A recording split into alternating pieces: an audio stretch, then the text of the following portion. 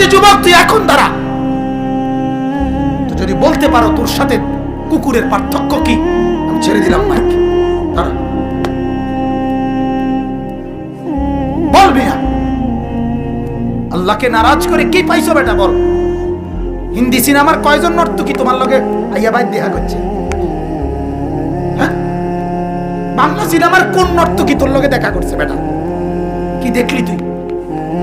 এত নর্তকী দেখা নিজের শরীর, নিজের যৌবন, নিজের এমবি, নিজের টাকা সব ক্ষয় করলি। ওই অসিব্যরা কোনোদিন তোরে মিস কল দিছি? বেকুব তো তুই কি দেখো?